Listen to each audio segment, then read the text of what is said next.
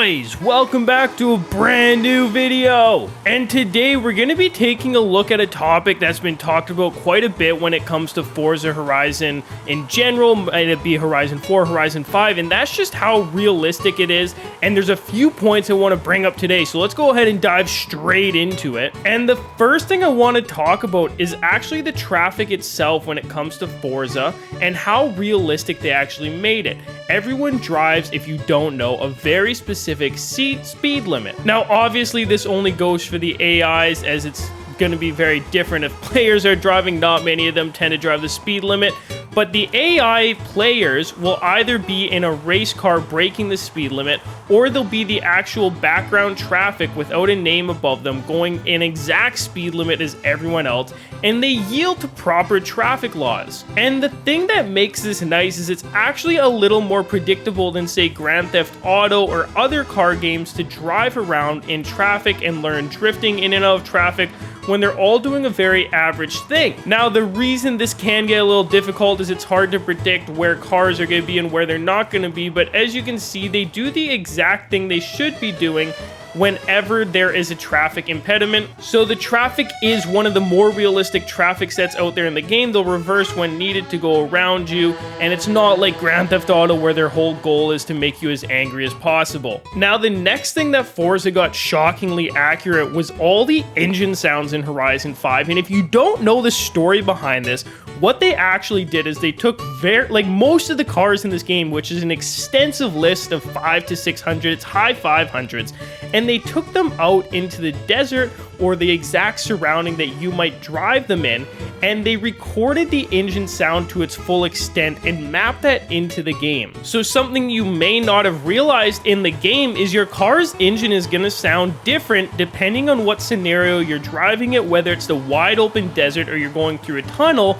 The creators at Forza actually did an amazing job at making this as realistic as possible, and this, for most of the cars, all the super exclusive ones, obviously they didn't get their hands on those, but Supras and Subarus, for instance, they did get their hands on them and recorded exactly how the engine would sound in that scenario. Now, given with engine swaps, lots of them are the same engine, so they just recorded the one engine. They wouldn't have put it in every car, but that is still up in a way far more work than most other games do when it comes to in-game sounds. Now, another thing that Forza got shockingly accurate is the price on cars that you're actually able to buy from the auto show. Now, keep in mind this doesn't include the auction house, as auction house prices fluctuate based on what's rare in the game. However, cars you're able to buy as many of as you want depending on the auction house or what they have for offer up in the car collection here. Those prices are surprisingly accurate. Whether you go to the Ferraris, they're a lot more expensive in general,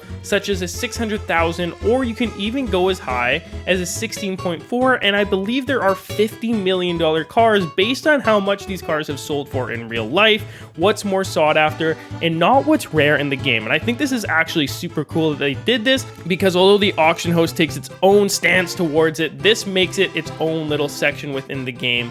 Let me know what you guys think about this and whether you like it or not. Also, if we could smash 500 likes on this video, we'll make a part 2 absolutely, and I'll use your points from the comment section down below. Now, something super cool that I see that they add to the game that I think is awesome is if you come into your settings here and you go and change your damage and tire wear to simulation, what this actually allows is for the game to simulate, and what it's concerned would be the realistic thing that would happen to your car, whether you crashed or you're just revving too high. And although this can still use a lot of work, it's not perfect, it does still work to a small extent, where your tires do begin to burn out the more you drift on them, which I think is an amazing addition. This has, however, been in GTA for a long time, but if you are to crash repeatedly over and over, like I'm gonna do right here, apart from the cosmetic damage that appears in your car, it's actually gonna make your car perform less and less optimal until it essentially becomes undrivable.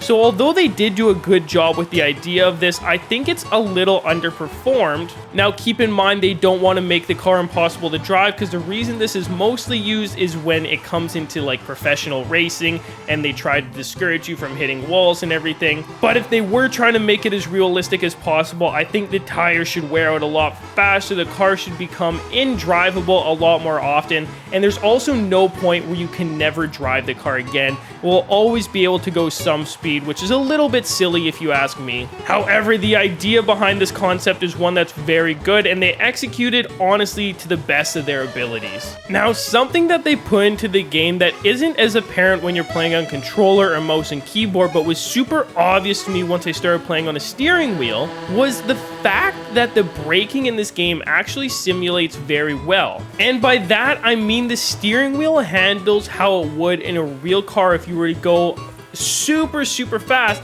and slam on your brakes, whereas a controller, you can't really see anything happen.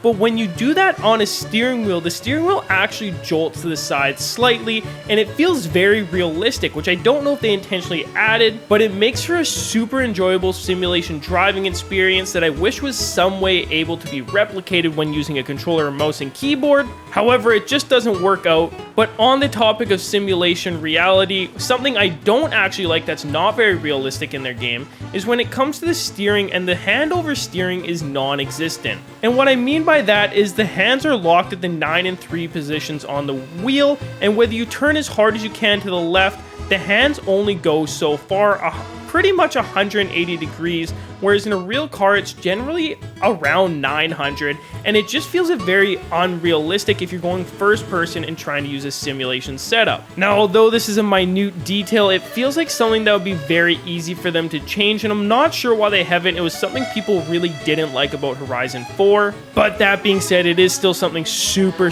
minor in the game. Now, the final thing we're going to be touching on today is all the super realistic car models that they added to the game, and what an amazing job they had. Every single car that you see in game is obviously a replica of a car that is or was existence in real life. Now, with there being this many cars, it is no small feat to get them loaded into the game, but they did an incredible job of making sure everything down to the last detail was as accurate as possible. How many vents each car had, where they were, exactly in the interior where different things were located.